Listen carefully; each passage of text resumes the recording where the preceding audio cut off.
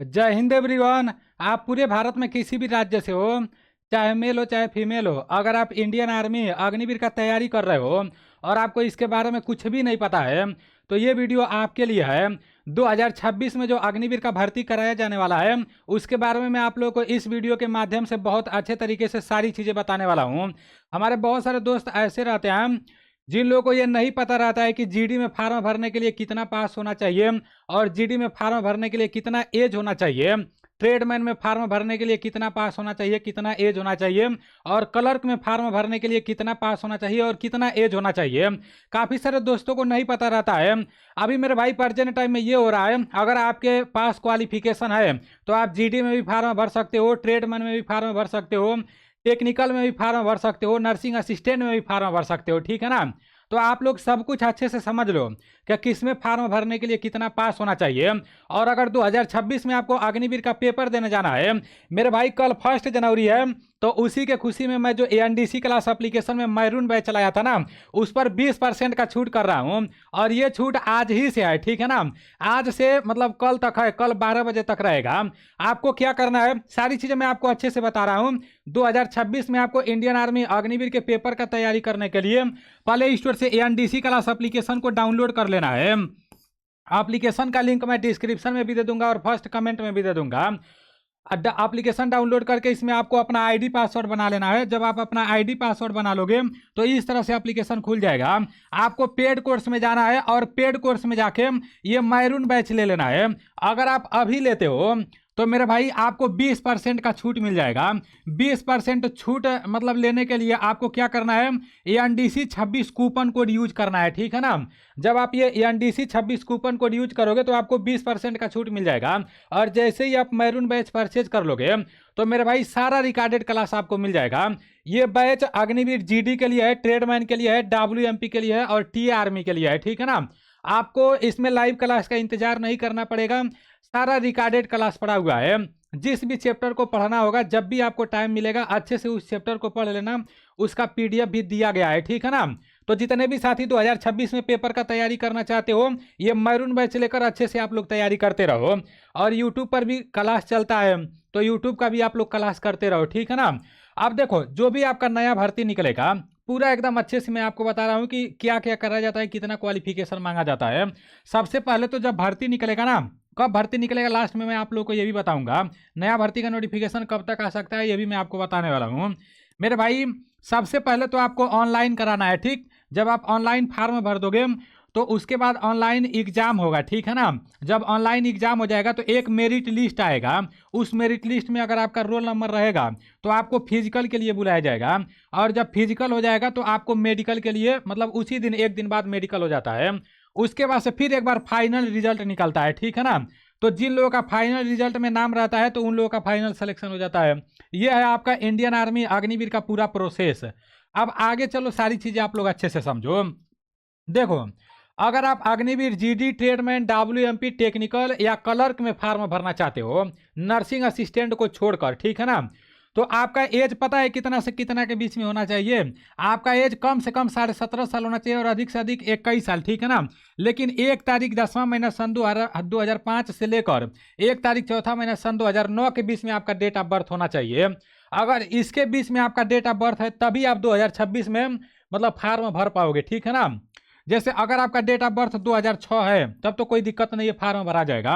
अगर 2007 है तभी भी फार्म भरा जाएगा। अगर आपका डेट ऑफ बर्थ 2008 है तभी भी फार्म भरा जाएगा। लेकिन अगर आपका डेट ऑफ बर्थ 2009 है तो महीना या तो चौथा होना चाहिए, नहीं तो तीसरा होना चाहिए, नहीं तो दूसरा होना चाहिए, नहीं तो पहला होना चाहिए। ठीक है ना? अगर आपका डेट ऑफ बर्थ 2009 है और महीना 5वां है या 6वां है तो आपका फार्म नहीं भरा पाएगा, ये बात याद रखना।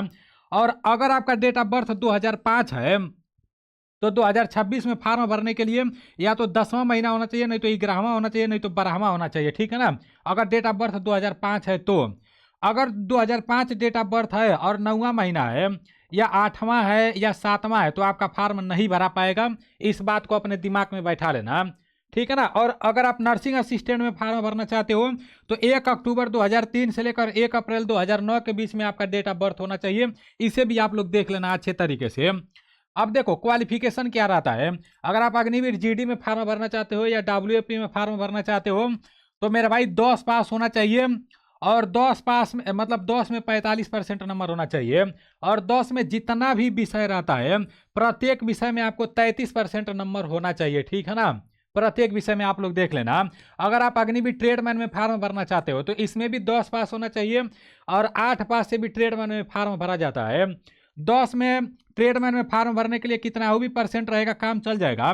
लेकिन जितना सब्जेक्ट रहता है प्रत्येक सब्जेक्ट में 33% नंबर होना चाहिए, तभी आप 10 पास ट्रेडमैन में फार्म भर पाओगे। अगर आप 8 पास से ट्रेडमैन में फार्म भर रहे हो तो 8 में जितना भी परसेंट रहेगा काम चल जाएगा, लेकिन 8 में जितना भी सब्जेक्ट रहेगा प्रत्येक सब्जेक्ट में 33% नंबर होना चाहिए, ठीक है ना।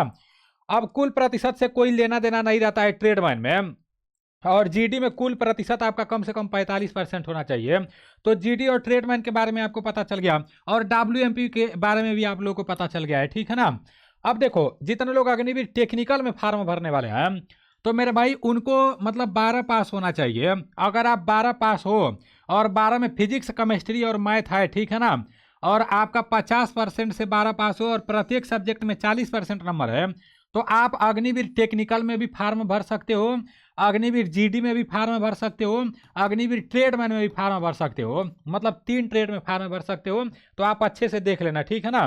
और 12 पास नहीं हो, अगर सिंपल 10 पास हो, 50% 10 में नंबर है और प्रत्येक सब्जेक्ट में 40% नंबर है, और अगर आपके पास आईटीआई का सर्टिफिकेट है या डिप्लोमा का सर्टिफिकेट है, मतलब 2 साल का आईटीआई होना चाहिए या तो 3 साल का आपका डिप्लोमा होना चाहिए, ठीक है ना, तभी भी आप मतलब टेक्निकल में फार्म भर सकते हो।